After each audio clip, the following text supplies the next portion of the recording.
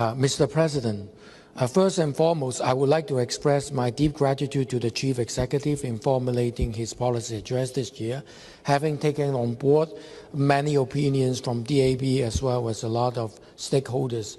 He indeed rolls out a series of policies with an eye-catching focus on driving our economy, not least his effort in strengthening our international financial hub status, international shipping hub and trading hub status. Many of our DAB advocacy have been embraced by the authority, including the reduction of duty on spirits, which is truly conducive to trade and business.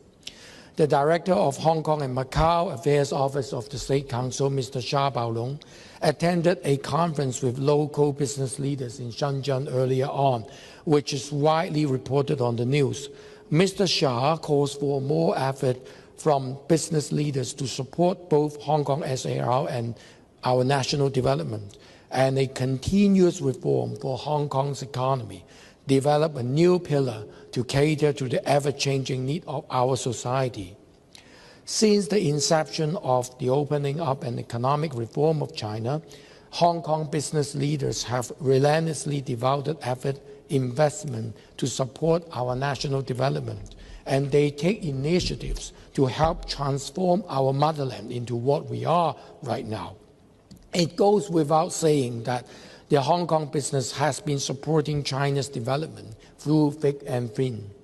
We trust that the Hong Kong business leaders will continue to demonstrate their unwavering commitment to our development and Chinese modernization, especially in such a critical juncture when the development of Hong Kong's new economy is pressing ahead at full steam. We also believe that the Hong Kong SAR government, in response, will make effort to carry on with necessary reform, to streamline government procedures, to remove red tapes, to facilitate business development. Indeed, many unprecedented policies supporting the commercialization of R&D outcome, including the matching fund for advanced technology companies under the Innovation and Technology Bureau, were rolled out not long ago. Based on Deloitte's report, they estimate that there are over 2,700 family offices set up in Hong Kong as of December 2023. A few months ago, the Hong Kong Land, a subsidiary of Jardine Matheson Group, pledged to invest $1 billion to renovate the landmark, eyeing the future influx of both international and mainland tourists for the luxury market. This again shows up the public confidence on Hong Kong's economy.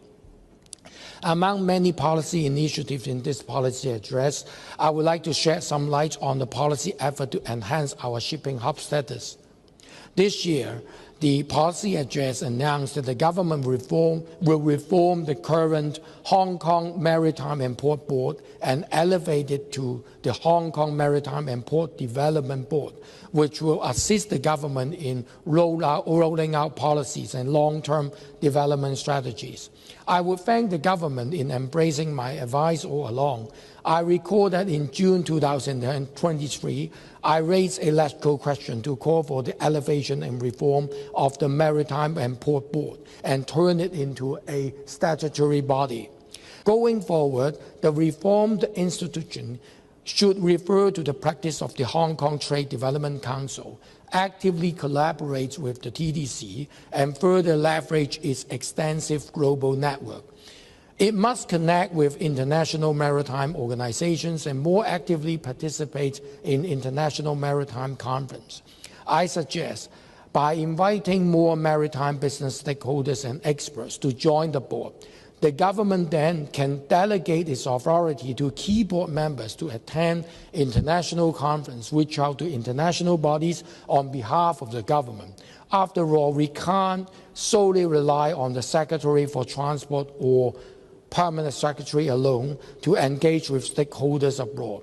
This sort of international engagement with shipping stakeholders, the more the better.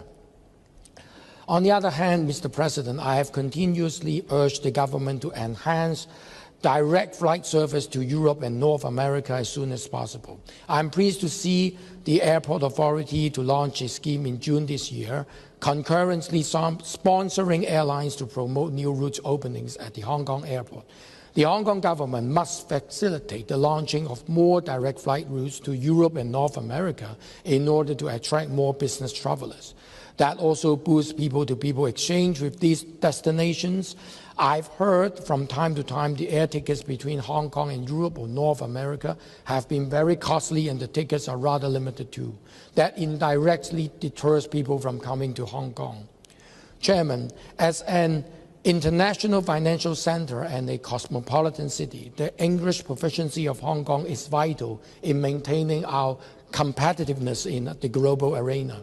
The government takes initiative in the policy address this year to roll out measures for enhancing English learning and teaching in primary and secondary schools. The government indeed earned some brownie points from the general public in this regard. I shall stop here and leave it to following sections to continue my speech. Thank you.